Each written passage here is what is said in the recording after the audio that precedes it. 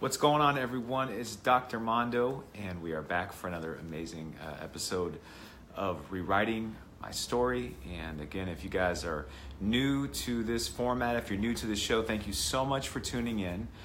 Tonight, we have an amazing lineup for you of a guest that I know is going to inspire you, a guest that I know is going to speak so much encouragement into your life. It's someone that when you hear this woman's story, you're going to be able to, I think, in so many ways, possibly relate to her story. And in many other ways, too, you're also going to be inspired. You know, one of the things that I had a chance to speak with her before we came on tonight, and we talked about just the fact that there's so many people out there that are going to be watching this broadcast that might be in a position where they feel like their story has already been written when it comes to their health, and they're tuning in simply because it's 6 o'clock or it's 9 o'clock, wherever they're at, and they're just feeling hopeless. They're feeling like there's not, it's right now we're in this month, April is not the month that everyone gets motivated to be fit. We usually see that happen in the summer months. We see that happen in January, right? This is like just the dog days of April, so to speak. The weather's getting a little nicer. But there's a lot of people out there right now that are not finding that there's collective momentum around them. And so the idea of them creating their own momentum towards a health transformation seems bleak. There are people specifically in certain socioeconomic groups. We know that poverty is linked to obesity. We know that being even in the middle income bracket is linked to obesity and increased health problems. What we also know, and what we'll talk about tonight, is that being from a minority community, if you're African American, if you're Mexican American, you are more likely to be overweight. You're more likely to have health problems that lead not just to obesity, but premature death. Do not for a moment think that there isn't a link between the two, socioeconomic and, I'm going to go there tonight. We're definitely going to go there a little bit tonight because there is a link between the two. And I think it's really important to note. Why do I bring all that up? Something amazing happened in this last couple years, and it was a film that What the Health came out. And that film came out, and you know what? Everyone's got controversial remarks, save them, for that you have. Oh, this statistic didn't. Look, you could pick that film apart. It's not my favorite film. I got lots of films that I love. It's not my favorite, but I do enjoy it. I can see why people pick it apart. But one thing I want to tell you is that you don't know how many people I've met around the country who were inspired to go plant-based or consider going plant-based or transforming their health. Forget, again, this isn't evangelical plant-based only show. But there were so many people that were motivated to go plant-based based on that documentary, especially from African American and Mexican communities. So why are people turning out for these soul food-based, plant-based recipes? Or these Mexican taquerias that are turning into plant-based recipes? Well, because what you find around the country, like the taqueria in LA, that turned into a taqueria that has plant-based food, or you see soul food restaurants. When I went to Chicago, I got to visit a soul food restaurant there that went plant-based. And if you talk to the people who are running those operations, you talk to the chefs, you talk to the owners, what they'll tell you is they'll say two things. One, it's often a health scare that they encounter that makes them say to themselves, you know what, I have to do something about my health. I coined the whole vain vegan. I'm sure I'm not the first to say it, but a lot of us who start off eating this way, plant-based, do it for health reasons. And we do it for our own selfish health reasons. We want to be around a long time, right? It's a good reason. For some of us, we then move into this next stage where we start to become conscious, woke in a sense, to the environmental impact and the impact on animal welfare. But usually it starts in that consecutive sort of order. So a lot of times when you talk to people at these taquerias, at these soul food restaurants, what you'll find is that it was first and foremost their health that got them concerned and said, I got to do something. And if I already this is food that I grew up on, how do I find a way? And this was something I struggled with. Like, I'll never forget when I walked into Backbone Cafe here in Sacramento and I found a carnitas dish. It said carnitas. You know how, if you're plant-based, you know how it is. When they say like carnitas, or when when they say fried chicken, it's got the air quotes around it. That's when you know it's vegan or plant-based. Little insight into our world for a moment here. And I just felt like, man, I could finally still enjoy the things that I love, but I can enjoy them in a healthy way that put my health first. So what you find a lot of times is that people in this community, why you see these taquerias and soul food plant-based spots opening up, is because someone has their life impacted by a health scare. And as a result, they say, I want to do something about this. I don't just want to go eat the same, wild rice and broccoli. Not that there's anything wrong with that, but I want to show other people out there. I want to inspire other people to be able to eat this way and to show you that you could still eat good food. You could still be a foodie and eat this way. And so people out there are transforming. And again, this is a long point to go back to What the Health, to say What the Health has inspired a lot of that. Now, outside of just people who have had health scares, What the Health did something. It highlighted the fact that there is this link between being African American, being Mexican, and of course other minorities too, and also being in the lower socioeconomic brackets and having your health typically if you're in those income brackets, typically if you're of that minority community, you're struggling with obesity, you're struggling with heart disease, you're struggling with stroke. And what we know about this way of eating, this way of transforming your health, is that literally in just days and weeks, we can see direct impact on your blood panels. You could see just in a matter of weeks, things start to transform and shift. And for someone who has spent the majority of their life believing they couldn't be healthy, or that they were destined to have these sort of health conditions, it was heart disease ran in the family, diabetes ran in the family. How empowering is it to find out that in just 30 days you could see blood test results that don't suggest that you are hinged and you are tied and predestined to that sort of an outcome for your life, that you actually have some bit of control of your health. And that's just the tip of the iceberg. But again, what I'm getting into is tonight's guest is Nalida Besson, and she's from Boston, Massachusetts. She's a forks over knives rock star, superstar like Tim Kaufman. There's been a Adam Sudd, Anthony Macelio. There's been a countless number we've had on this broadcast, and she's one of them. Chef AJ, who we had on the show, is someone that really influenced her in her journey. But the great thing about Nalida is the fact that Nalida is second generation Haitian. She's born and raised in Boston, Massachusetts. And, as you'll see tonight when she jumps on camera, Nalida's African American. And I just find that so inspiring. I'm so excited to have Nalida on here tonight because she's passionate, she's inspiring, she's often been watching these broadcasts and typing in amazing messages to guests on here. So it's so cool to have her be a guest on the show tonight. And she's also a member of a minority community that needs to see more Nalidas out there. I mean, bottom line, I could sit here all day long. It's part of it's the lights in here. It's a little bright. I don't know. Maybe we need to adjust that. I don't have anyone here to help me with the lights. Sorry. But as you can tell, no matter what I do, I'm a white Mexican, man. I can't get past that. I'm only half Mexican. My message and my voice of encouraging minority communities that they can take their health back, that they can transform their health. You know what? I'm not going to say that it falls on deaf ears, because it doesn't. But it's so much more meaningful and impactful when you see someone and you go, you know what? I can relate to you. I mean, that's the same for anything. When I saw Anthony Macelio, I remember telling Anthony on the interview, Anthony, you look like I looked before in your transformation photos. Your story sounded similar to mine. And the more that I connected with his story, the more it seemed possible that I could head where he headed in the outcome of optimal health. So again, I think tonight is so important for so many reasons, because Nalida's amazing. This is Nalida. If you haven't got a chance to check her out, this is her transformation. Unbelievable, right?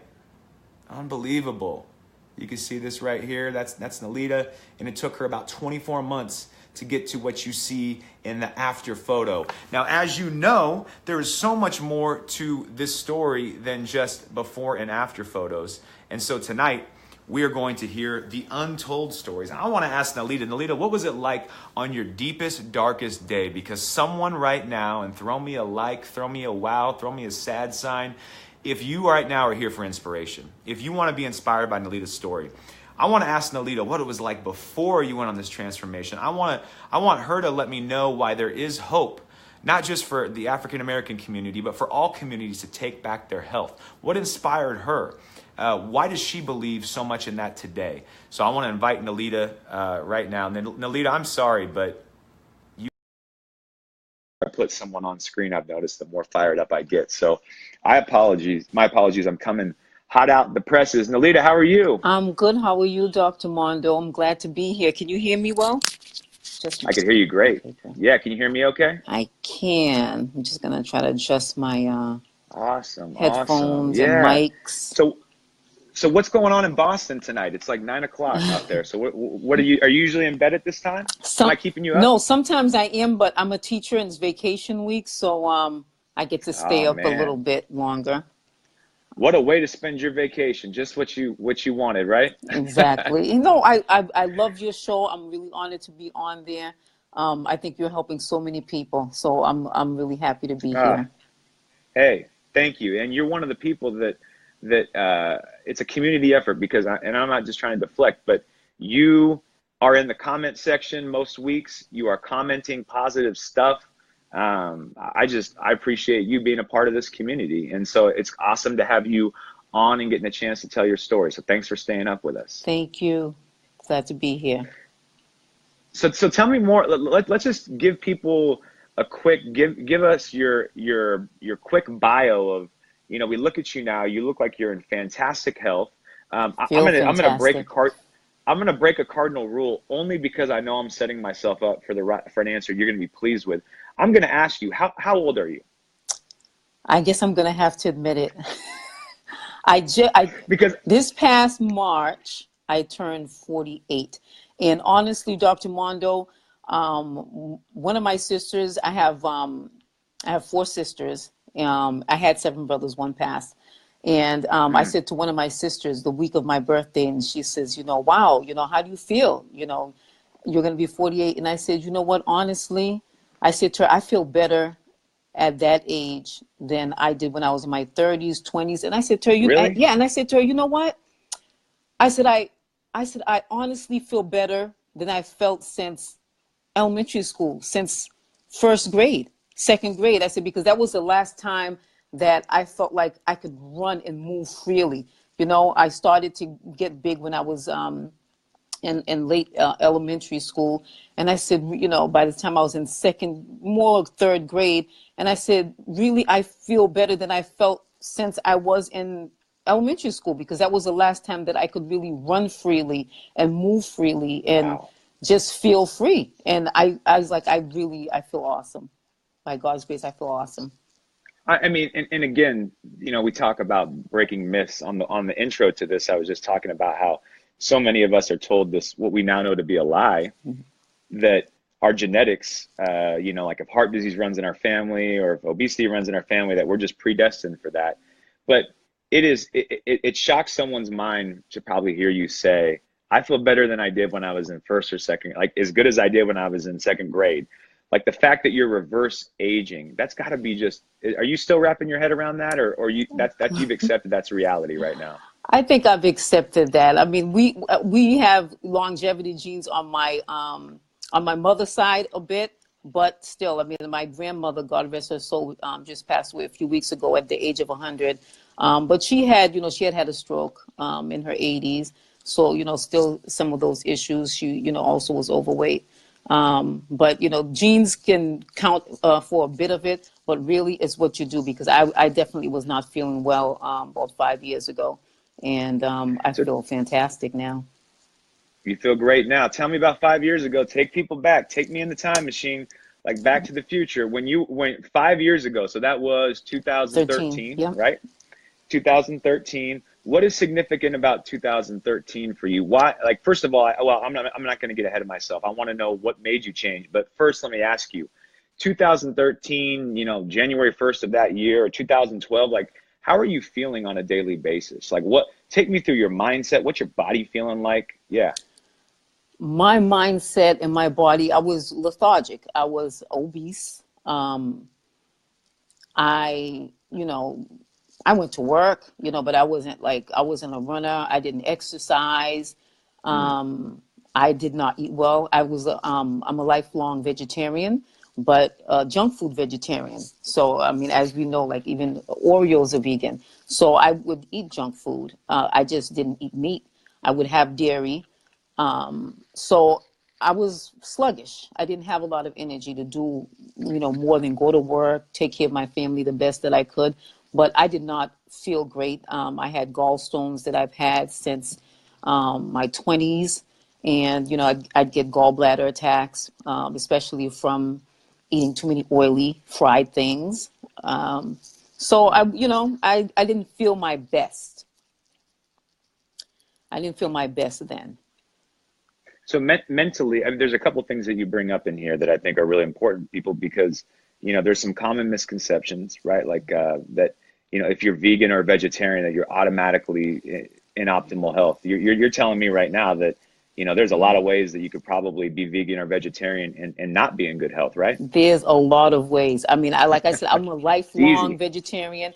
Out of all of my siblings, there are 12 of us, I was the only one who was vegetarian. I didn't like meat. I think my father said he had an aunt who was that way. She just didn't like it. So I was just that way. I just didn't like it. But there's plenty of other things, fried foods, cake. I mean, there's all kinds of things that you can eat as a vegetarian or vegan. I mean, I was a size 24 vegetarian, very unhealthy, obese. I had a BMI of almost 37. So I was not healthy by any stretch of the imagination. Do you think that's all that uncommon? And again, not that we had to get into all like the weight shame, but just in terms of health, like, do you think it's not like, is there a lot of vegetarians out there that are right now in morbidly obese or obese BMIs? I think so. I mean, I've met a lot of them. We interact a lot of times on different pages, Facebook pages. I mean, I know some people don't eat meat for ethical reasons, some for both ethical and for health reasons. And some people just, if you're eating a lot of oil, if you're eating a lot of sugar, flour, people who use alcohol, if you're getting all of these things, then it's very easy to gain weight and to keep weight on. So there's a question in here from Mindy Lopez King. Mindy, thank you for turning in. You know Mindy? Hi, Mindy. I don't. You know her? I don't think I recognize Mindy, but she may be in one of the pages. She may be, or she may just be someone tuning in tonight. But Hi, she's Mindy. asking a great point. Hey, Mindy, thank you for tuning in. You're taking a page out of where I'm going next, and you're saying, so what's your turning point and what clicked? Yeah, so here you are living, just feeling not, like you're in this pattern, and you're feeling the way you're not feeling great. You're used to it though, probably. So what challenges you to change? What was the turning point? Really, my turning point was doing this for my children. It was really something specific that happened. I'm married. I have 3 children, and all 3 of my children have disabilities. They're all legally blind from congenital cataracts, which was inherited. My husband also is legally blind from congenital cataracts, and my children have additional disabilities. 2 of them are on the autism spectrum and have other developmental and learning disabilities. So my family and I had gone on vacation in July of 2013. We went to Orlando. We went to a conference, actually, of the blind. And then we also went to Disney because we were there in Orlando. And when I came back, I had issues like with, my gallbladder attacks and things like that. But when I came back, something changed in my body. I started having a lot more pains, not just the gallbladder attacks, but I started having massive pain all over my body, my joints, my muscles, everything in my body hurt. Even my skin hurt. And I was afraid. I was like, I was afraid to even go to the doctor because I'm like, there's no way that someone can be in this amount of pain and there not be something like seriously wrong. I was afraid to go because What were you worried you'd find out if you went? Like, I didn't yeah, know. where'd I your didn't know mind what go? they would say, because I'm like, is it cancer? Is it? I mean, okay, Something. fibromyalgia. People could live with that, but it was so bad. Literally, everywhere in my body hurt. My skin hurt and everything. And I just, there was one night that I'm lying down in bed, and my youngest, my son, who was 6 at the time, came on, and I had the TV on, and he turned. He was kind of watching the TV, and I looked at him, and as he's watching the TV, and I'm thinking, oh my goodness, the way that I'm feeling, it's like, am I gonna make it? Am I? Something's going wrong in my body, and I'm almost thinking, okay, well, what's gonna happen with the kids? And I'm thinking all these things, like I'm not gonna make it. And then my son turns around and he looks at me and he smiles, and I just looked at his sweet face, and I just knew I had to do something. I had to do something so that I could be there for him and for my kids. And I just said a prayer of desperation at that moment, and I begged God to help me to heal my body that I had abused with food. And I knew I had abused it with food and with lack of fitness. And at that moment, after I prayed, I turned, literally, Dr. Mondo. I had Dr. Joe Furman's book, Eat to Live, on my nightstand. It had been there because I had bought it. I knew, I was like, okay, this might be a good plan. I'm already vegetarian. So I had bought the book, and it had been sitting on my nightstand for the longest time, over a year. And, I perused it, but I never really read it. And at that moment, after I reached that point of desperation, and I prayed, and I saw the book, and I said, okay, I'm going to read that book, and I'm gonna finally do it. And then that's when my journey started. I took. Was it? Mhm. I'm sorry. I'm just gonna peel one back. That moment, like when you look back, it sounds like I can just tell from obviously the name of your Instagram and from the name of your Facebook page that you have faith, and you mentioned God. You feel like that was a moment, like a preordained moment, when that glimpse that you saw in your son's face, that book being on the nightstand at the right time. Like, do you feel like that time was meant for you to make that change and something click? I think definitely. I think it was a God incident, not just a coincidence, because as soon as I prayed, Love that. literally, I looked, and that's the book that I saw. And like I said, it had been there, and didn't really make that much of an impact on me. But it was like, this is the answer to your prayers, Nalida. This is it. This is what you need to do, and that really launched me in my journey. So you read, so all of a sudden that book, man, that's amazing. That book had been there. That's powerful. But all of a sudden, something about it sitting there, it grabbed you. So you pick up that book, and what was different about that time, picking that book up in that moment, after that prayer, after that moment of looking at your son and seeing that innocent, just beautiful look on his face? What was different from that moment forward? Because now I was serious. I knew I was making a commitment. I mean, I see someone, Kathleen, is asking when I bought the book, what was the reason at the time? At the time that I bought it, it was like everyone else. It was, I feel like I need to, it probably wasn't New Year's or whatever, but, I was like, well, I need to make a change. I need to lose weight. I know that. So, I bought the book because it was a vegetarian kind of diet book. And I said, Hmm. well, I'm already vegetarian, so I should be able to do it. But then it looked to be too strict. So at the time that I bought it, yeah, I had the intention, or I wanted to, but I didn't know if I could really succeed. I looked at it, I was like, oh, this is really kind of hard. I don't think I can really make it. But at that time, then I became committed. Like, I had a reason. That was my why. I wanted to be there for my kids, Mm. and especially given that they have several disabilities, and it would be my husband, and my husband wasn't in good health himself. He's since lost about 100 pounds himself since Oh then. my. But I had my why then. I wanted to live. I wanted to fully live, not just exist, not just go through the routine of things, but I wanted to be there and to thrive with my family. So that there was that, that click moment. And again, just relate this back to some research. I want to say two things from the psychology standpoint to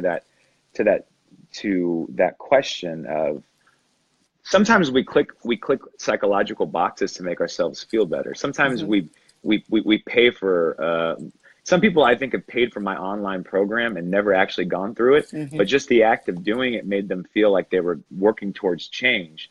You know, sometimes we buy products that we think are going to help us or be the magic solution just so we could relieve some of that psychological tension. And it's not until we're actually ready and in the position like you were in that moment where that why crystallizes that we actually take advantage of that.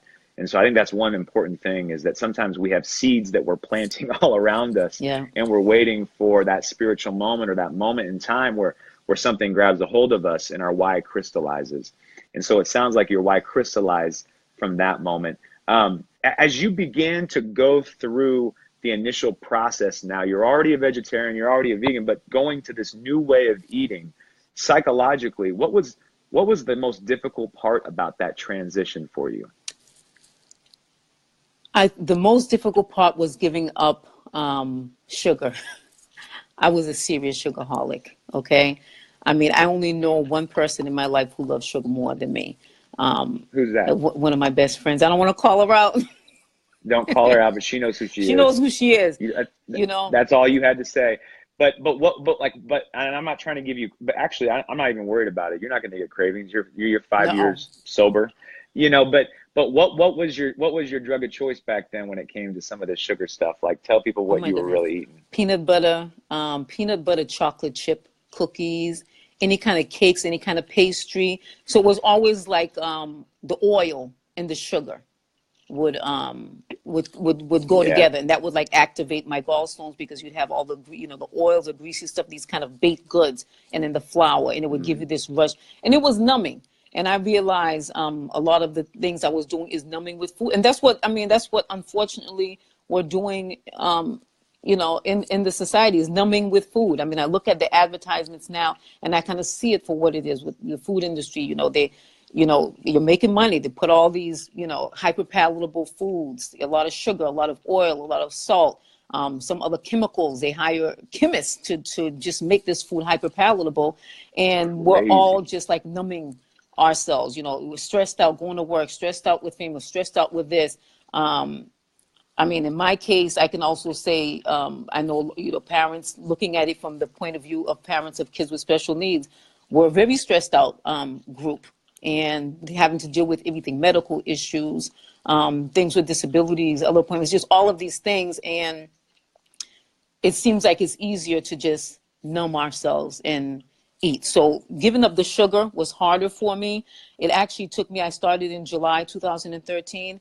And, I started losing weight, and I said, okay, but, come around Thanksgiving, I was like, okay, I can have some of these vegan desserts. So I'd get some of the vegan desserts on Whole Foods, and, keep in, and but I kept having more, but I would start feeling my gallstones start to act up, because I'm getting, that flour, that sugar, that oil mixed in. Could you feel it almost immediately? Like even now, like if you were to have flour, oil, sugar, you would feel it pretty quick, huh? If I were to have fried foods, but honestly, I don't know, because I haven't had like oily stuff in years. And we're not trying to do experiments. Yeah, I'm not even trying to experiment. So, yeah. But I know, like at that time when I started to, I was still losing weight, and I was trying to justify it.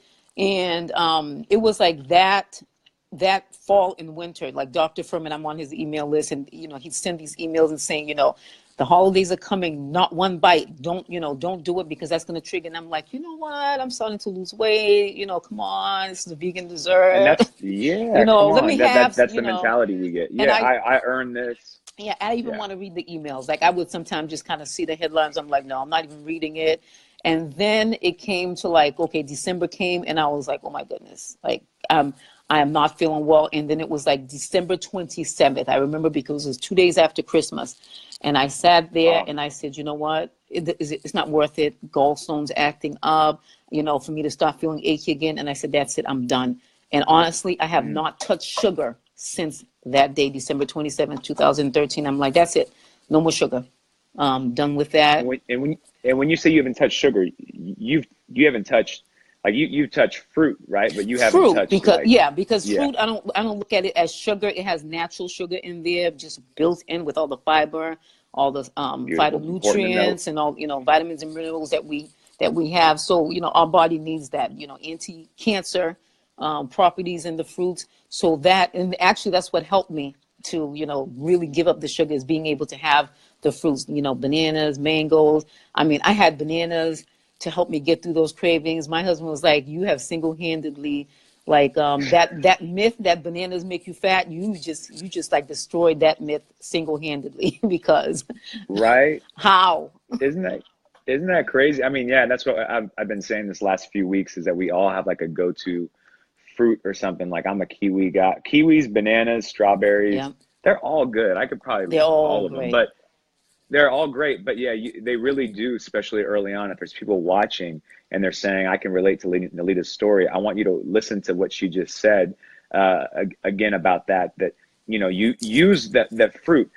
Unless you can prove to me that people, I always say people are doing these genetic testing like 23andMe and Ancestry. If you could show me that one of those tests that say you have like the Butterfinger or the peanut butter cup gene, and it goes back to like your ancestry, 400 years, then I'll buy it. But if not, my guess is that's probably a sugar receptor that you've been tricking for years and years and years with some fake stuff. And if you just give it a little bit of time and you trust the process and you believe in people like Nalida who've been through it, what you will find is that with time you will get back and you will retrain those taste buds. You will retrain those places in your body that are craving actual nutrients by giving them the actual nutrients. So use stuff like banana, use Yeah. stuff like mangoes. They're sweet. Dates, Yeah. almost too sweet, Yeah, right? you gotta watch those a little bit. You gotta watch those a little bit. Yeah, but there's stuff out there. So, you started going through this transition. That was a big hallmark for you, December 27th, that you gave up sugar. And, mentally, what's happening for you? Was it kind of, like you said that you grew up struggling with this, and I grew up struggling with my weight too. When I talk to people who grew up struggling with their weight, they always go, it's kind of a trip to go from being a bigger person in a weight shaming world to being a smaller size, or whatever you want to call it. Did it kind of mess with your mind at all, or no, it was just, it felt natural? To go from being a bigger person to a smaller person? Yeah.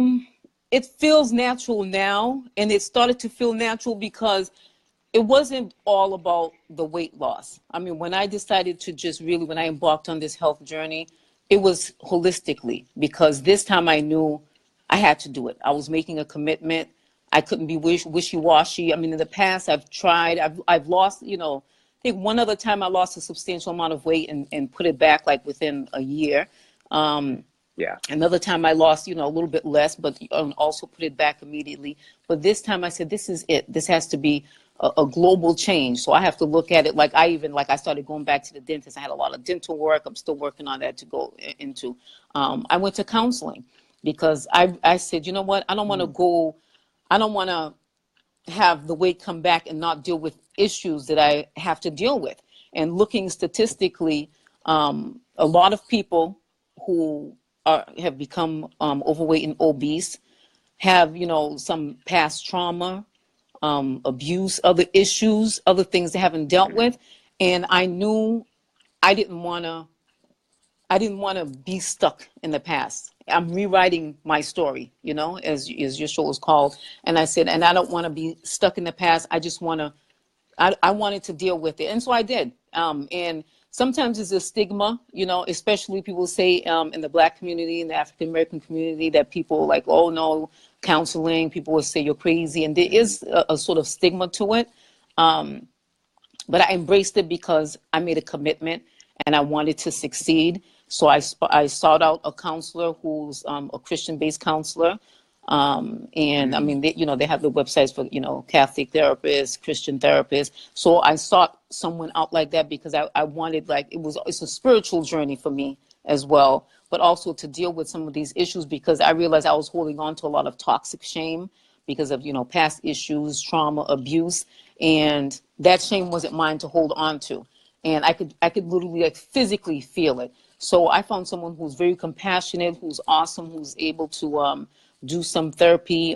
There's one particular thing she specializes in is EMDR therapy. I already knew you.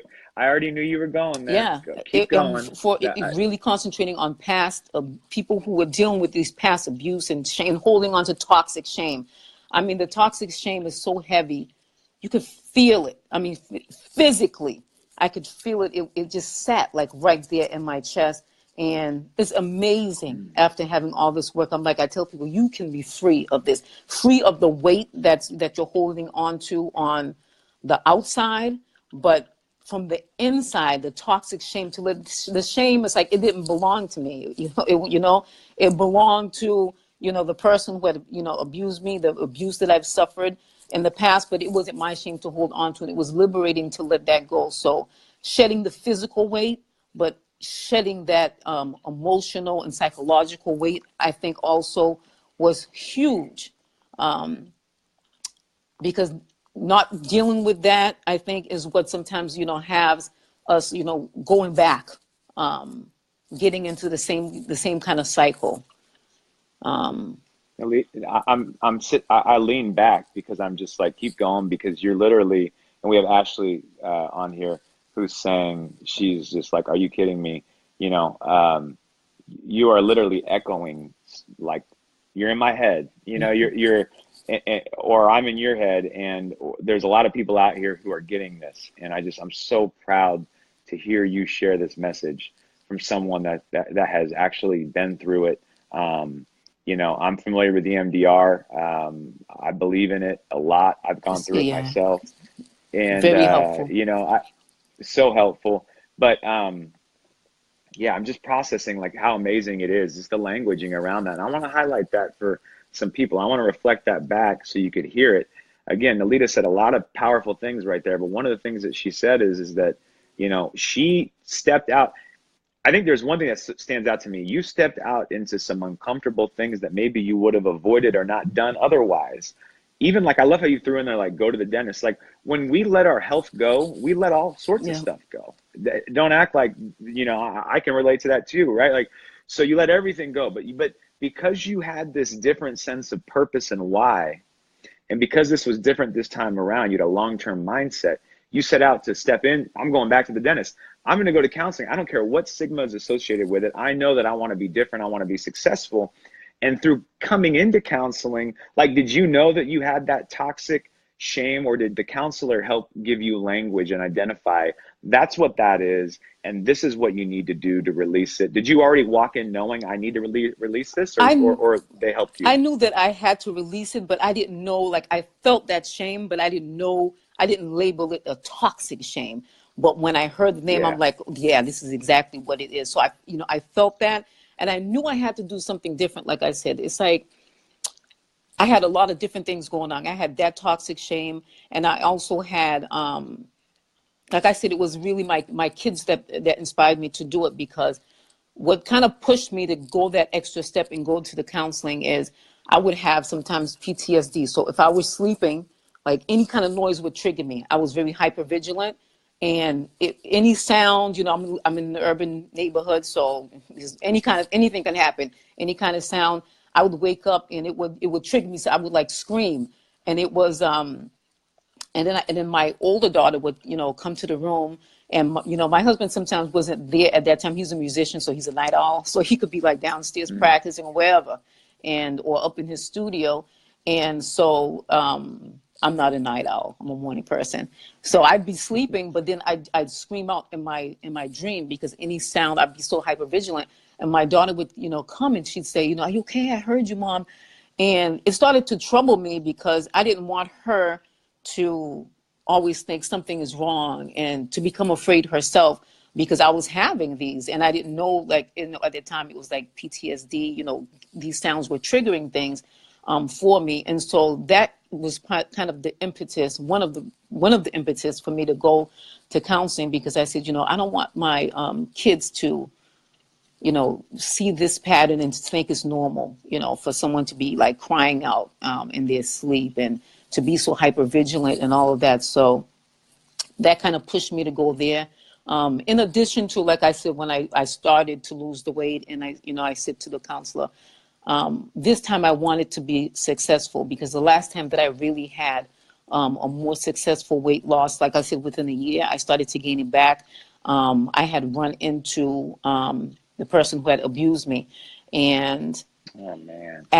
and the person saw me and was like, "Oh my goodness, Nalida, you look so good now," and that toxic shame was there, and I literally felt it. It's like it just washed all over me, and it's like I started to gain weight immediately that same year, Really? and it was like, and that was like over 12 years before. So I had, went back to being obese. And so for all these reasons, I said that I didn't want to go back. I wanted to be able to face that person if I ran into them, whatever. I wanted to be able to not go back because of that. This is my life. And I need to thrive and let some of that go. And I look back and I'm like, my God, it's so freeing now being on the other side. My biggest regret is not having let go of that toxic shame, not having gone through that process.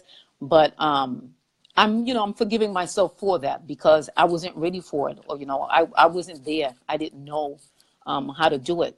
So that's why I always tell people, you know what, if you have past issues to deal with, yes, there's a food addiction, there's a hyperpalatable food, there are all these things. But if there are certain things that you need to deal with and recover from, do that, because it's not just about the weight. Yeah, the weight is going to come off, and to keep it off, you have to really free yourself from these things. And that toxic shame, being freed from it, is so freeing. It's not heavy. It doesn't sit here anymore. So that's like the heaviest weight that I shed. Yeah, I shed a lot of weight. I went from a size 24 to a size 6. I lost over 100 pounds. But that toxic shame, the other pain, the other things, shedding that weight, that emotional pain, was the best weight to shed, because that allowed me to be more free and just to thrive. I'm sure eating the plant foods helps too, because it helps, balance, the mind, keep you all these greens. I mean, keeps me calm, along with, doing my running and all of that. But really shedding all of that other toxic stuff really, really was instrumental in my journey. I'll tell you, I mean, I'm just getting quiet over here because I'm touched by your story. I'm so proud of you for sharing it. I'm so proud of the work that you've done. I'm so glad that you're now being able to be an ambassador for other people, because I know there's people listening right now that are relating to your story. Yeah, I'm just in awe of it, I guess. And I think that, like you said, that's a really telling statement when someone looks at a before and after picture. And that's why we have this show and these interviews. Someone sees your before and after, and they just imagine the greatest moment must have been the after picture. And what you're saying is, no, the greatest moment is that the joy and the peace that I feel as a result of releasing that emotional and toxic shame that I didn't even know that I was living with. And that's a point that I always make, like when I'm in therapy or with people, that we are drawn to what is comfortable, and what's comfortable isn't always what's best, right? Where we're comfortable, where we gravitate to, is just our equilibrium. It's where we've existed at. Sometimes there's better stuff out there, and we're not even aware of it. Some of us, especially if you've been through trauma, and some of what Nalida is talking about here is, she's mentioning that it's really common to have this perception, this hypervigilance, this sense of never feeling totally at rest or at peace, and not knowing the difference, right? Because that's the way that you could remember it for as long as you can remember it. And it's a very common phenomenon. I'm sure you're aware of this, that then to gain weight, and there's a couple reasons why we know from psychological research why people tend to gain weight after trauma. One is because, and I know there was someone earlier that was really appreciating you mentioned the word numbing. One is because part of when we feel flooded emotionally, so you can imagine if someone's been traumatized and their body is more sensitive to being re-traumatized, even by a loud noise or something that maybe for someone that hasn't been traumatized wouldn't be scary, but for someone who's been traumatized, their body reacts to say, oh no, fight or flight. Exactly. That stress hormone of cortisol is released, which by the way doesn't help you lose weight. No. And on top of that, now you're in this anxious, kind of like ramped up state, and you can imagine at some point you need something to release you from it. Now, some people use alcohol, some people use substance, some people use even healthy things. You can become addicted to running, but the majority of people, and we look at the pleasure trap, And what Dr. Lyle and Goldhammer Mm-hmm. tell us is that we're going to become addicted to the thing that gives us the most pleasure, dopamine, and the least amount of energy exerted. And so for a lot of people, that's going to be the drinking, the substances, Yep. the drugs, the food. Yeah. And it's really common then to, if you're in this constant state of feeling amped up, that you use food as a way to numb some of those feelings. And finally, there's this other point that I want to ask to see if it fit for you. People who've been traumatized a lot will say that, you know, I didn't necessarily fully consciously realize it until it was pointed out, but it's almost like I felt safer being overweight. Like Yeah. my weight was my shield. Do you resonate with that at all? Definitely, Did you resonate because with that? it's almost like you have a barrier. You know, your real you is Yeah. there, and you have this barrier that's there, and then you just feel like, you know, you're not going to get a lot of attention, and you know, people aren't, because you're not going to get a lot of attention. I mean, I noticed when, you know, losing weight, I get attention differently. You know, it's different. You know, people, you know, sometimes will, you know, oh, be nicer or let you go first, or sometimes you get other unwanted attention. But when you're obese, it's almost like you're large, but you're invisible.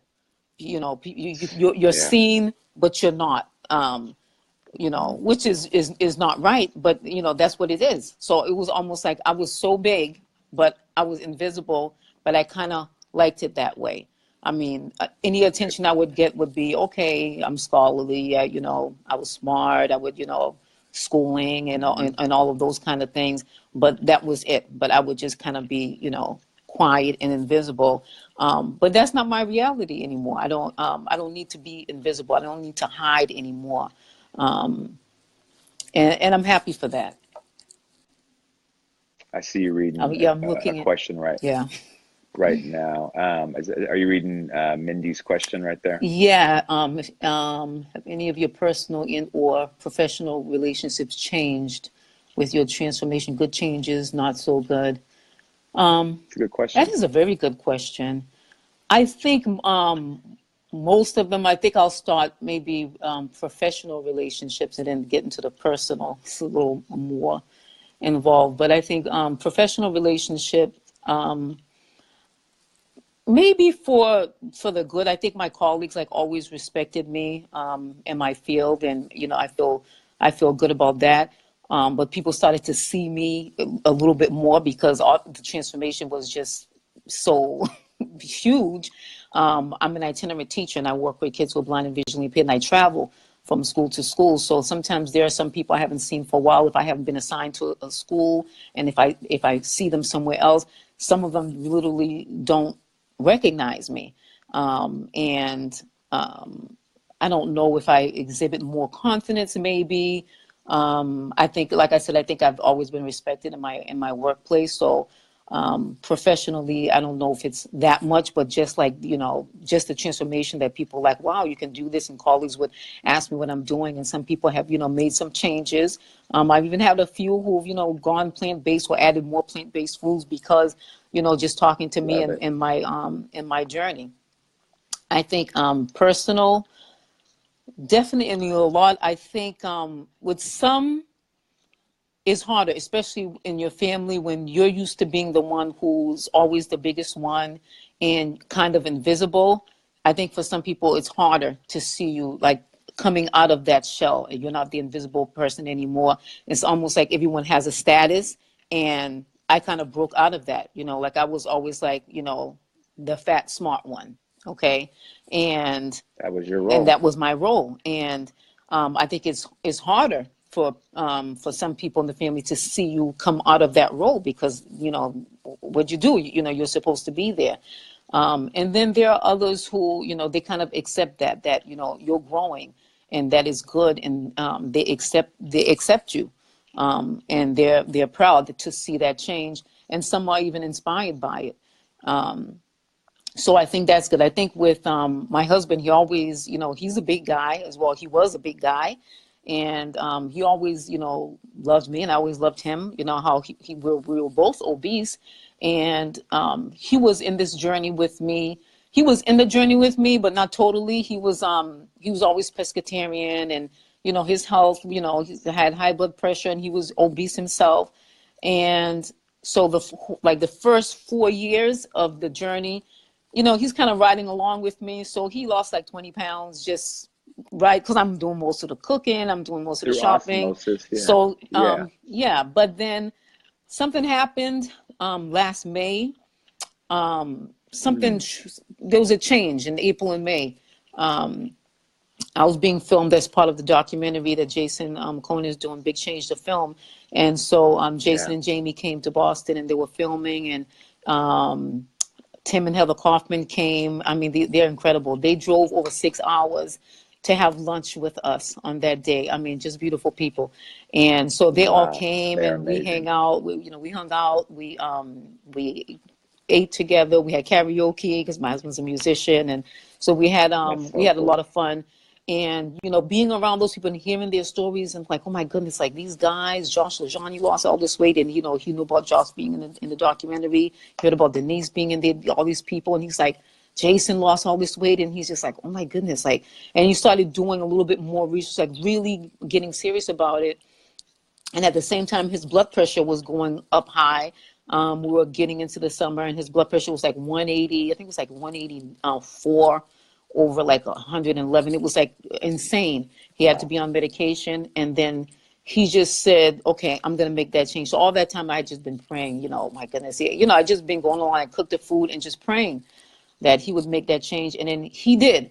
And in that time, like from last May to now, he's lost over 84 pounds. So it's like I always say, small changes, small results, because when just tagging along with me was like 20 pounds. Once he really like got serious, Just tagging along with you. When he yeah, got when serious, he got though, serious, big wow, changes, big results. He made the big changes. wow. I'm so proud of him. I'm like, because it's for his health but our family, because I would say, my God, with that kind of blood pressure, you, you could be gone. I mean, my father died at the age of 61, heart disease. He had Mm. diabetes, high blood pressure. My second older brother died in his 40s, complications of diabetes.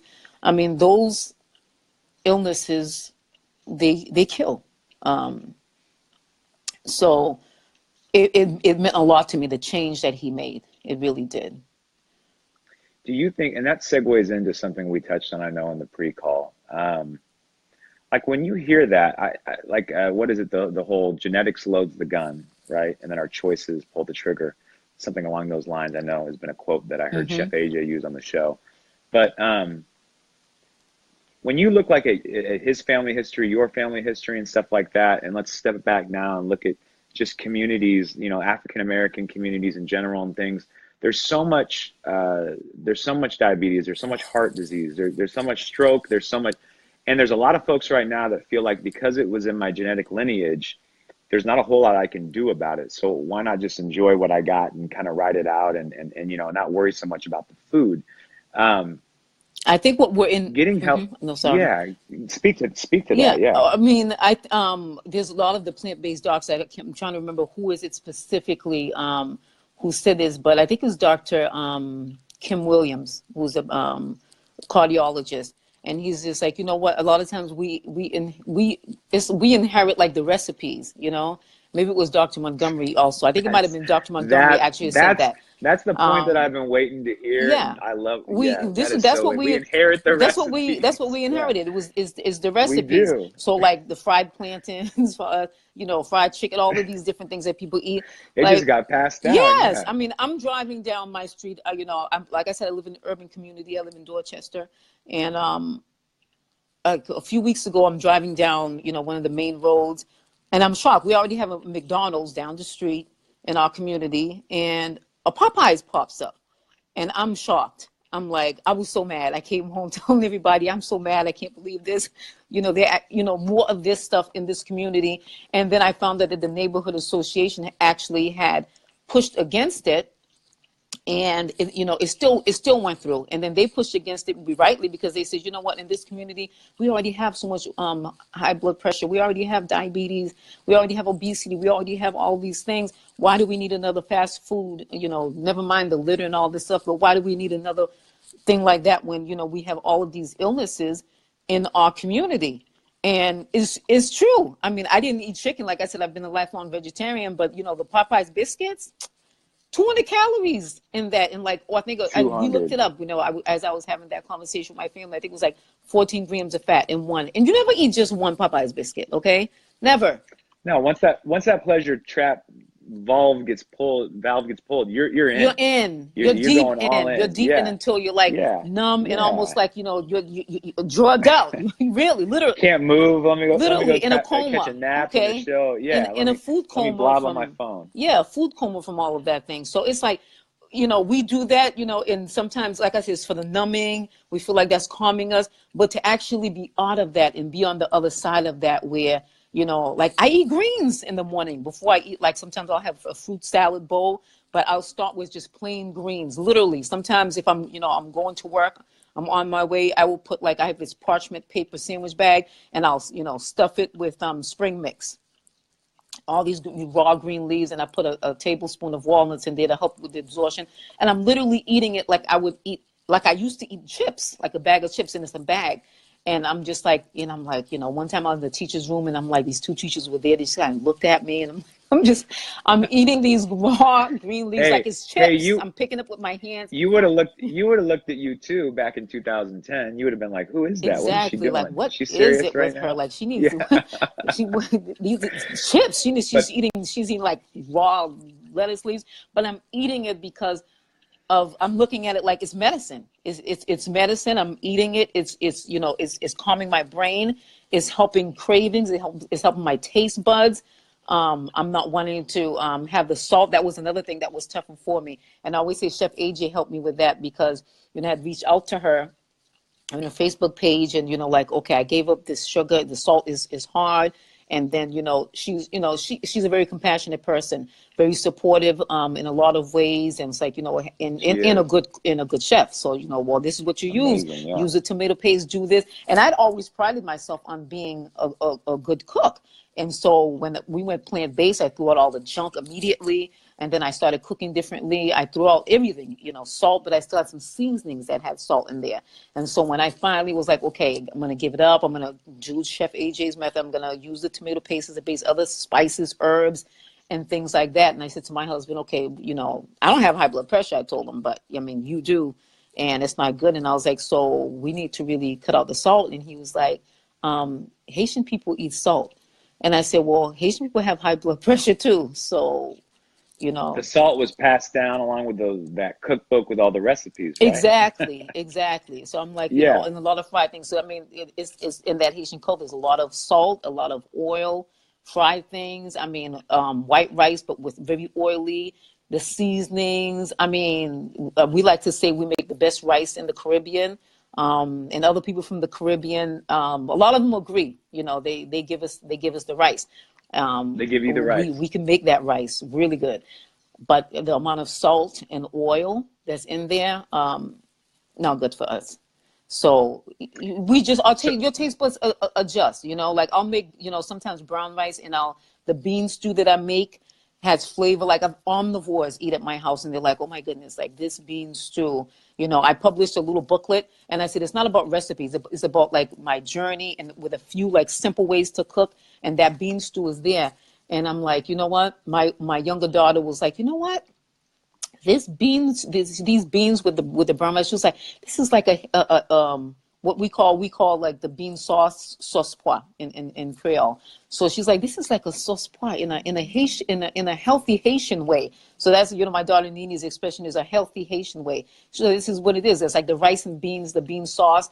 You know, she's like, I can kind of go with that. You know, we can, you know, it's. I can go with that. Where do I get that recipe? I'm sure people are wondering, where is there a way to get that recipe from you? Is it online somewhere? Or is that like on my website. No, one? It's not secret. I mean, I have it in the booklet that I published, but I also, if someone does a search for beans, black and white bean stew or bean stew, you know, on my plant-based God's Grace website, you'll find it in there. I mean, the secret to it is really the base of tomato paste.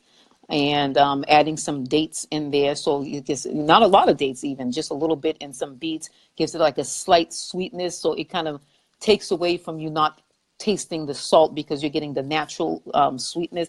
And then just the herbs like Mexican Fiesta. I use, I'm like, I always use like Caribbean seasonings and herbs, but I didn't have to use Caribbean seasonings that had salt already mixed in there. Like use the real herbs, use the real things, like use the, fresh onions that'll give you the flavor. And then the taste buds do adapt.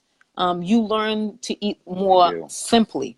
Like I said to people, I love to cook. I can just, I can just whip up something like, okay, whatever, make it plant-based. Like my kids would always say, okay, can you make this healthy? I can totally do all of that. But then I just learned, keep it simple.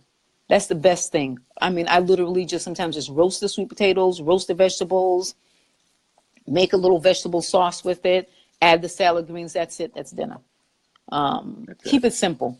We don't have to be elaborate. Yeah. You don't have to be, an amazing cook or whatever. Eat more simply because food is fuel now. It's not a drug. It's not something to numb yourself with. It's fuel.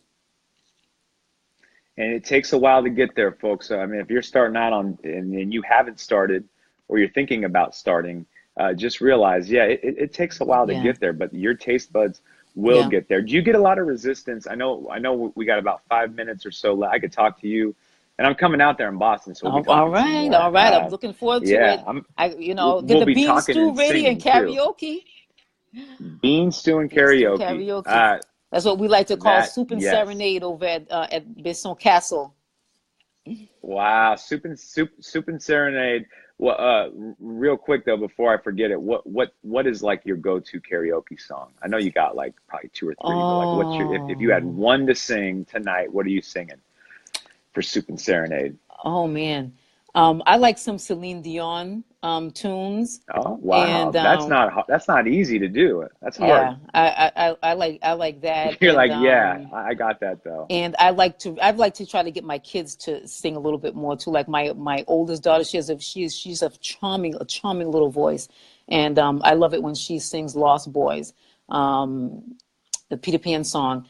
And my husband, I mean, he's a professional musician, guitarist and a bassist, and he's amazing. So whatever he plays, and he'll accompany us, like we'll have a playback going on, a karaoke, playback, but he'll also add the guitar tunes to it, and he's amazing. So whatever he does, he's a pro. We're just the amateurs. We're just having fun. Hey.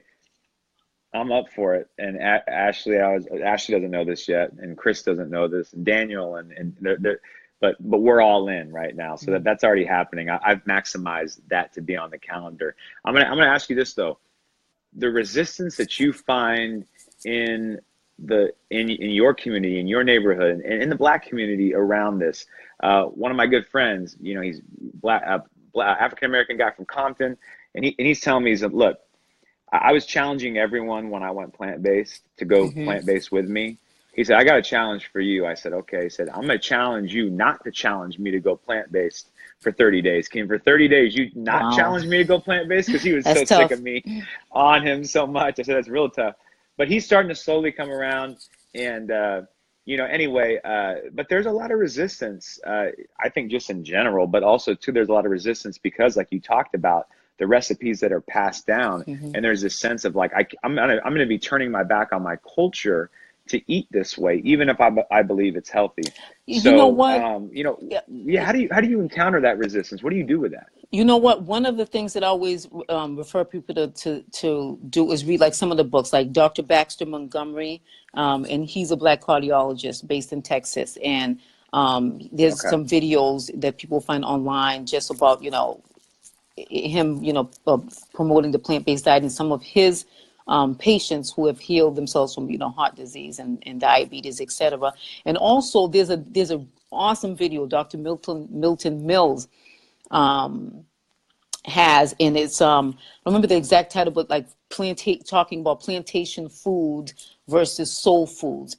And a lot of times it's like what we think, culturally is our food is not our food culturally. Okay, so the fried chicken and all the biscuits and everything that people think on the soul food, it really is like, he points out like the chitlins and all of that. That's plantation food. That's what you were giving. But when we all going back in Africa, eat sweet potatoes, yams, those kinds of things, beans. That's the staple. I mean, one of the documentaries, yes, Lentils, cabbage, yes, squash. one of the documentaries was talking about some research that was done where they looked at people, blacks who are in Africa versus black people who are in the United States, and just comparing them in health wise, and how, and I forget which country in Africa that they were doing, the research, but they had these two groups, and the group of people who were in the country in Africa, who are, having mostly yams, predominantly plant-based beans, and, sweet potatoes and all these things, their numbers were good, cholesterol and all that, just like me and my husband, excellent cholesterol, all these numbers were good. And then the people in the United States weren't. And then they switched their diets for a period of time, adding in, more oils and all these things, basically the standard American diet. And Dairy, wheat, exactly. yeah. And then the numbers started reversing. The people who were in Africa started, getting, the poor blood work, started getting problems with the blood pressure going up, all of these things. So really, it just shows you. It's like Dr. McDougall says, it's the food. It's the food. And, yeah, you bring up such just an important point. And again, I love that. So that video, was it Dr. Montgomery that you said did the plantation food versus soul food? That's Dr. Mills. Mills, sorry. Dr. Dr. Mills. Milton Mills. And Dr. That's Montgomery really just has important. other, he has a book, and he, kind of touches on those issues as well. But that plantation versus soul food is Dr. Mills. Yeah, I'd love for us to grab a link and throw that in here. There's a documentary called Feel Rich, Health is a New Wealth. It was done by Quincy Jones' son. Did you see that one? I did see it. Yeah, I did see it a while back. Yeah, a while back. And so that's good. They touch on that in there too. And, when you start looking at this, to me, I think, again, this is one of the greatest forms of activism that I think all of us, especially for people who are, who are people of color that are trying to reestablish, their cultural roots. One of the greatest forms of activism we can do is to protest the food deserts. Mm-hmm. And so to actually grow food in the food deserts. One of the greatest ways we could do is through food literacy. Mm-hmm. Through educating people on the pleasure trap, educating on stuff that we're talking about. And that activism can take place right now. And I don't know how many things of activism we can do that literally at your next meal, you can say, right now, I'm resisting. I'm being an activist in terms of the food choices I'm making. And not only is it benefiting me, but it's benefiting my environment, and it's also benefiting my cultural group. And so there's just so many layers to it. And again, I think that's why one of the reasons I think it's important that we have female leadership in anything we do. I think it's important that we have female leadership, obviously, in the plant-based movement, which I know we have tons of amazing women in this movement.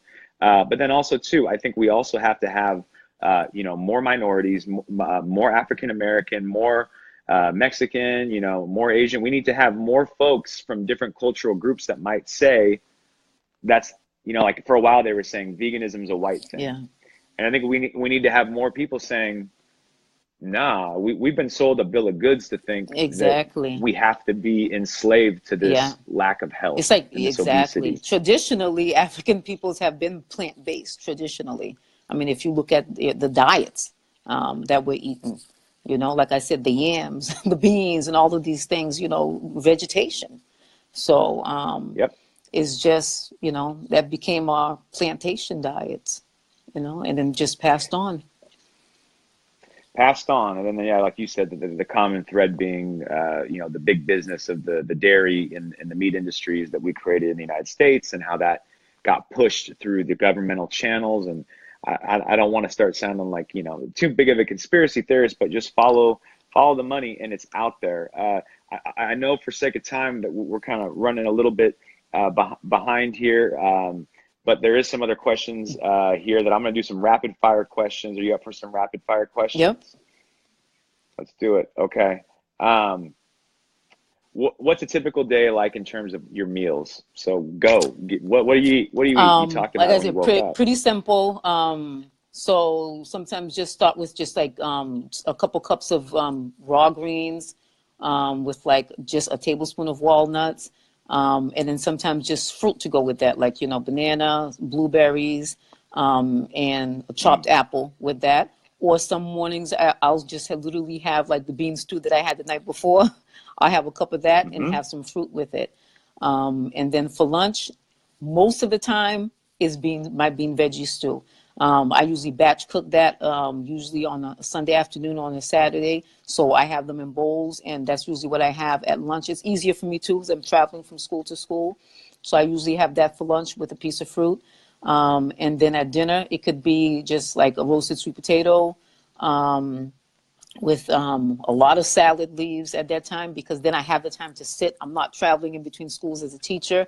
So that's when I usually have my biggest salad, is at night with usually, like I said, it's a potato, or sometimes I'll have bean stew in the evening. I really keep it simple. I eat a lot of bean stews. I'll roast vegetables. Sometimes steam. My husband will steam like a whole bag of cauliflower for me, which is a pound. And I'll have it at the same time. I'll have it with sometimes just all vegetables, roasted cauliflower, stir fried. I cook it in a stone pan, so water saute it, add my no salt seasonings to it, and then just add that with like at least like 5 cups of salad or more, a big bowl of salad, and then just have, all vegetables. Keep it pretty simple. And just use a nut-based dressing. There's a lot of recipes out there for nut-based dressings. Add that to it, and that's it. I keep it really, really simple. If I'm having a party or doing something else, yeah, I can make a bean loaf. I can, make something that's a little fancy. That's, I can do that for a special occasion. Or if I just feel like it, and everyone's like, "Wow, it's like Thanksgiving here. We got a bean loaf, and we got, roasted sweet potatoes here, and have frozen bananas and make a nice cream with it. So just the plain frozen bananas. That's it. So if I want to make something simple like that, or dessert is just a piece of fruit. That's it. I mean, keeping it simple, I think, is the best way, because food is fuel, and not to like overdo it and make it, this food has to be, sometimes people think so sexy, it has to be whatever, but that kind of like promotes that, feeding into, okay, pun intended, like food. Right. This food is supposed to be, this big thing. Like you see all these advertisements, like, feed your craving, food is fuel. So keeping it simple, I think, is the best way. Eventually your taste buds will adapt. And food is going to be fuel. You're not going to be stressed out. If I'm somewhere, it was too long, I have appointments for my kids, they have special needs, I didn't make it back on time, whatever, I can wait, I can fast for a little while. It's not a big deal anymore. And all this stuff, again, like I'm resonating with it. I'm 7.5 months in to my journey, and I'm feeling a lot of that. I felt that probably 4 months in. So guys, just stick with this. Yeah. You will feel exactly what she's talking about. It will get easier. And you easier. get to a point where it gets easier. And like you said, the simpler is better thing, eventually you get to that point, I think, where you feel like simpler is better.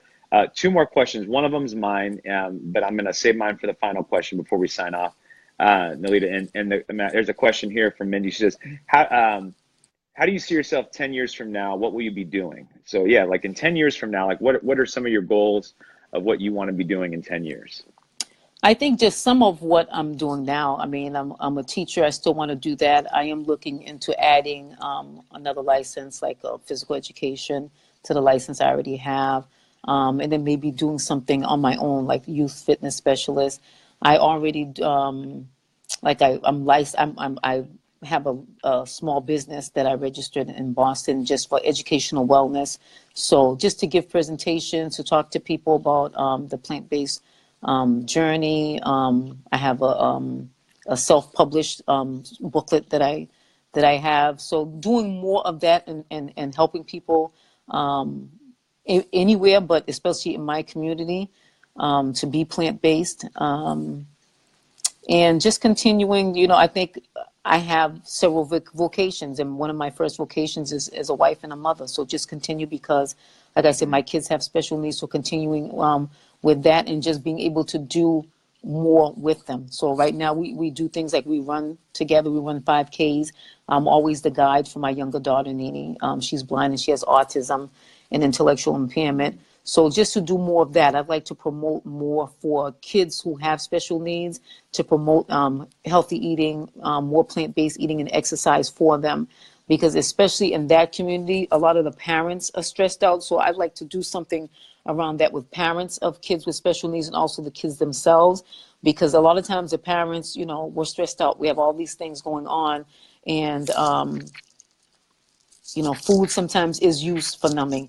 And for the kids, food a lot of times is used for reward. I mean, I look at my daughter Nini, she was in an autistic program for a while, and literally everything, a piece of candy, you know, whatever food, you know, as a reward for her. And there's actually like food built in a lot of autistic programs, like some curricula is you do this with them and then you give them like a cheese ball. And I literally would be seeing those things. And I'm like, well, I mean, the kids already have some behavioral issues because of the disability. That's not helping, you know. So I would like to, like, you know, do some advocacy around that for kids with special needs to, you know, help them to have a healthier diet, which will help them.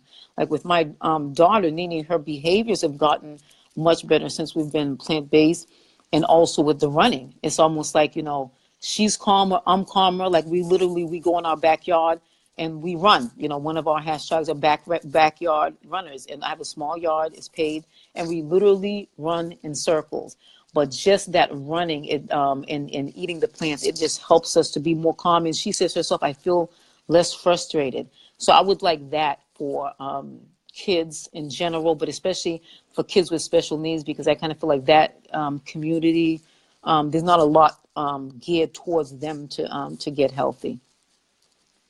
It's amazing. It's amazing. I'm gonna, I mean, just there's like rapid fire stuff, but I'm gonna just pause and say, I love the stuff that you're up to, and I love that you have a heart for different communities that I think sometimes get overlooked or people don't have a heart for. I know it's partly because you're a part of those communities, like, you know, having kids with special needs, but and things like that. But I don't know. I just think you're a beautiful person. I think that's really cool that you're up to that.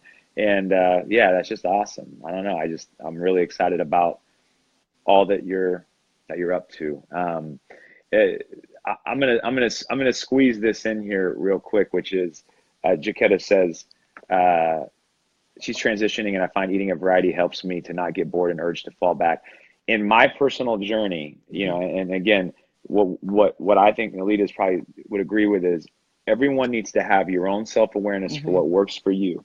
If this end destination, Jaquetta, is going to get you to a point where you know that you're going to be finding success long-term, then have at it.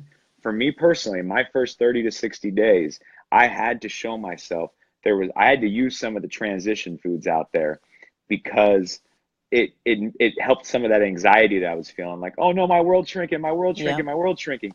So I had to kind of use some of that. Some of the stuff I ate the first 30 to 60 days, I'm not touching right now. But I got to that point where now simpler is better. I think it's a great point. So Jaquetta, keep doing what you're doing if that's working. The final thing I want to end in, the name of your page is what again? Plant-based God's Grace. And then it'll say Nalida's Journey to Health and Fitness, but Plant-based God's Grace. You know, everyone's got different spiritual beliefs, things like that. I believe in God myself. I think you and I probably have similar belief systems from what I can tell. Not saying everyone's got to go plant-based, not saying everyone's got to believe in God, but I want you to just say this because I'm very curious. How do you see alignment with this plant-based journey and your spiritual relationship with God? How are those related? It's related a lot because this is very much a spiritual journey for me as well. And I feel like the time that I was desperate and I prayed, I begged God to help me to heal my body that I abused with food. I made a vow, and I think that's helped to keep me going, because I can't go back. It would be like a slap in the face. God help me to heal, and physically, emotionally, in all sorts of ways. And for me, if I would like go back and just, gain back weight or just eat things that I know would harm my body, I would be breaking that vow to God. So I look at it as a vow also that I made to God, because the body is the temple of the Holy Spirit, and I now need to treat it that way. And I have the tools to do it. And I made that vow. God helped me, and I can't go back. So it's intertwined to me. It's very much also a spiritual journey for me. I've heard people that, thank you. I've heard people share what it means to them. And, I have a similar moment of feeling like, I feel like God's Spirit told me that I needed to do this. It took me 3 years to actually follow through on that. I wasn't like you. I didn't look over to my right and see a book and pick it up. It took me a while too. I mean, I had that book for a while too, Dr. Mondo. So jeez, man. sometimes it takes took me us a while. I had to find my angel, Sharon McCrae. She's not watching tonight. She's out in Maryland, but she was an angel to me. She was a coach, and she really did. She helped me so much and get to that point where I could transition. But that's awesome. I have yet to hear anyone explain it like you did with a vow. Like, you made a vow to God, God made a vow to you, and just the way that's powerful to me. I'm going to take that with tonight with me. Because that's just such a beautiful way of articulating it. That covenant that God makes with us, the same way he makes it in marriage, the same way he makes it when we call out to him. He makes that too in this way when he heals us. And it's a matter not of us, shaming ourselves, but using grace to hold up our end of the bargain and saying, out of love and grace, from your grace pours out love. Exactly. Which is, I just want to love you and show you so much thanks. And then we become exponents, as a sermon series that I've been listening to recently here in Sacramento. And now we take someone like you, and we multiply the impact by you trusting that vow, and by you staying true to that vow. You now are exponentially impacting more and more lives. People tonight heard your story. Other people in your community, those teachers watching you eat that kale and those walnuts, going, "What is she doing?" Right? That becomes a way to impact more and more lives. And I'll tell you that you're synthesizing this mind, body, spirit stuff, and it's only here in the West that we get confused about it. But they're all the same vacuum. If your mind ain't right, your body ain't right. Your spirit ain't right. If your spirit ain't right, your body ain't right. Your mind ain't right, and they're all intertwined. So again, when you're prioritizing your temple and you're taking care of it, it does have a positive impact on your spiritual life, on your mental health, all the stuff that you've mentioned. So anyway, I had to ask you about that. We'll talk more in depth about that. And if we could drop in Nalida's links. Ashley's been doing an amazing job. She's already dropped in so many links. But I want to make sure everyone can backlink to her page, to go to her page, to follow her journey. I want to get a backlink in there for your book too, that was self-published, so people can get that book. And yeah, I'm just tonight really, I'm so thankful that you made time to do this on your vacation. Thank you. I was happy to do it. I mean, I always say if one person, I just prayed if one person can be helped just to be free to experience that, then it's all worth it. It just really is, because I can't even say enough. Just being free from the oppression of food addiction and all of the other baggage that I was holding on to, that was making me physically, emotionally, spiritually heavy. And one of the things I'll say to that, folks, if you're tuning in right now, keep hitting the love button, the like button. But if something Nalida said tonight really spoke to you, let her know, because I think it's really important. Sometimes I hear it down the road from folks that watch Tim and Tim's interview, or they watch someone's interview and they go, "Oh my gosh, that really made a huge impact." But if right now you feel like something's shifting in you, or you just feel really happy that you heard this and hopeful, I would encourage you to share that feedback, because it does make a difference. And I'm with you. I always, a room full of 100 people, as long as there's one person whose life's impacted or changed, that's enough. So, and they can totally tonight, that's what we do hope for. I mean, I hope people can know you can totally do this. If me, I like I said, I love sugar so much. I was I love very, how you I say that. did. I did. And now, I mean, like literally, I could be in the teacher's room. And you know, teacher's rooms, if anyone knows a teacher's room, there's always some kind of snacks, Yeah. especially around holidays or whatever, full of cakes. I can walk in, you know, it's around Thanksgiving time and there'll be cakes, there'll be everything. I will not touch it. It's just, it's a process and you'll get there. You know, I mean, literally, I mean, you know, I think someone thought it was a joke in one of the Eat to Live groups, and you know, someone was, you know, had a funny meme on out of, you know, someone, you know, I think it was Anthony Hopkins holding a cross and, you know, walking down the junk food aisle. And I said, legit, I used to walk down the junk food aisle in the supermarket, that aisle, and recite Psalm 23.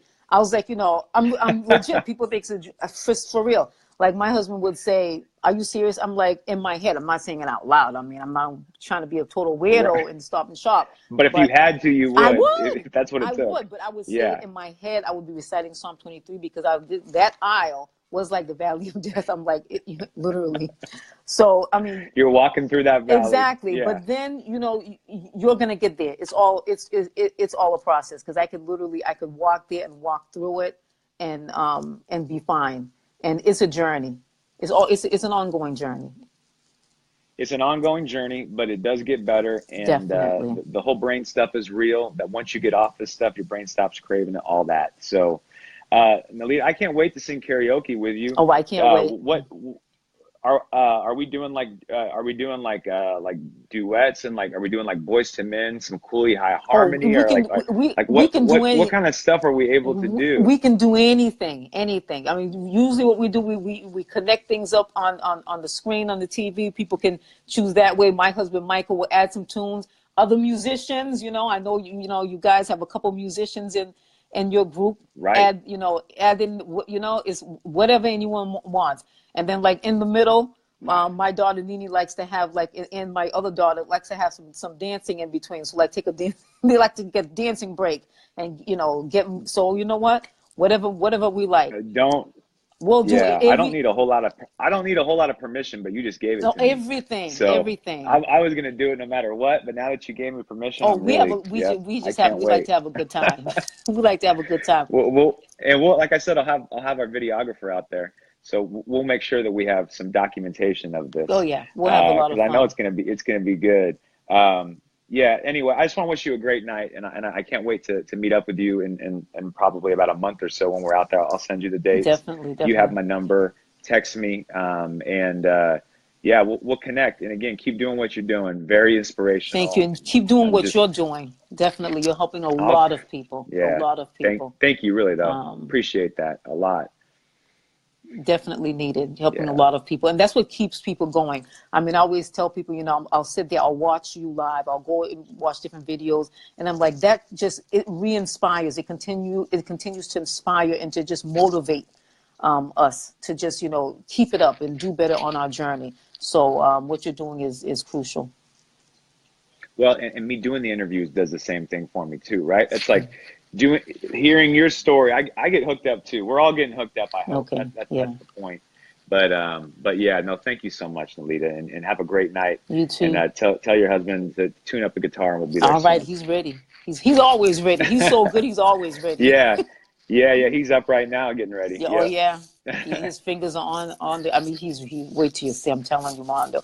We've gone Oh, I live can't before. wait. If you go back and look at our Facebook pages, he's incredible. That's awesome. Okay, well, we'll be out there, and we'll be seeing you soon. You have a great night, All right, Nalida. you too. Take care. All right. So good, man. I hope if some of you just tuned in, and I did see some people just tuned in, that you guys get a chance to go back and rewatch this video. What was touched on tonight was essentially so much of what we touch on in the Rewriting My Story program, which, you know, that we could throw a link in there, but you go to drmondo.org, and I got my online program. We take you through 8 stages of rewriting your story, renegotiating your relationship with food. Nalida basically laid it out in her own way. She talked about so many of the stages: forming your why, dealing with resistance from family and friends, and renegotiating those relationships. You know, gaining insight and healing old wounds. Stage number 3, which is a stage that a lot of times people get scared of. She embraced and said, "I need to heal the old wounds." She talked about EMDR therapy, which is an amazing, amazing, amazing modality. We're going to be talking more and more about that on this program because I believe it's so transformative, not just for weight-related stuff, but just for stuff in general, not just for what we would consider the gigantic traumas of life, the big T's, but also what we might consider the smaller T's, things that were traumatic that stay with our body. They impact how we deal with emotion and how we cope.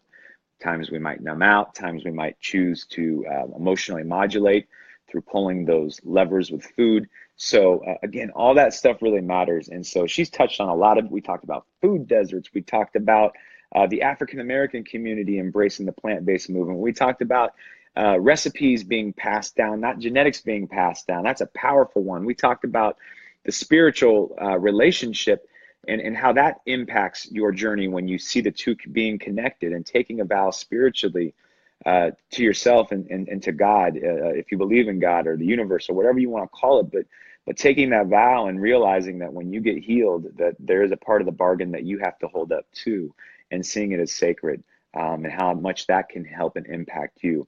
So many nuggets. Those are just the highlights. But again, I hope you guys get a chance to go back, listen to this video. I will tell you, if some of you are considering a health transformation, you know, number one, it doesn't have to be plant-based. Just get healthy. Whatever you got to do to get healthy. Plant-based is what worked for Lanita. It's what worked for me. But at the same time, you know, there's other ways to get healthy out there, I'm sure. And if that's what you want to do, go about it in your own way. Just get healthy. That's all we're saying. But I hope that tonight, some of what you heard gave you encouragement. I hope some of what you heard tonight encouraged you to take some small step in that direction. And certainly that's what these broadcasts are here for. Next week, we are going to be back with another amazing guest. You'll see some more promotional material about who we have on the show next week. I'm going to hold out and just make you wait. You'll see the promo for it. Make sure that you like this Facebook page if you haven't already. Share this broadcast if you please could, because you don't even know the reach that it helps us get. We can impact more lives that way. And tune in next week at 6 p.m. Pacific Standard Time, 9 p.m. on the East Coast. And if you're in the Central Time Zone, that'd be 8 p.m. for you. And we'll have another amazing interview. What's on tap after that? Well, we have some video series that we'll be doing interviews with gyms around the country. We'll be doing a gym visit and speaking event. If you're in New Jersey, we'll be out in New Jersey, in Jersey City. We'll be visiting Boston. We'll see Nalida out there to do some karaoke and eat some of her amazing plant-based creations with her. And then we'll also be finishing up in Baltimore, Maryland, in the Washington, D.C. area. And that will be more of the Rewriting My Story, Slaying Shame tour. And if you are in any of those cities, just make sure that you comment below, and we'll give you more information on how to get in front of those dates, and make sure that you reserve a seat so that you can be in the audience when I come there to speak, and get a chance for me to meet you, because I'd love to meet you if you're in those cities and you haven't had a chance yet to meet me or to learn more about the program and to grab one of those amazing shirts we have. Guys, have a great night. Leave your questions below, and we'll see you next week.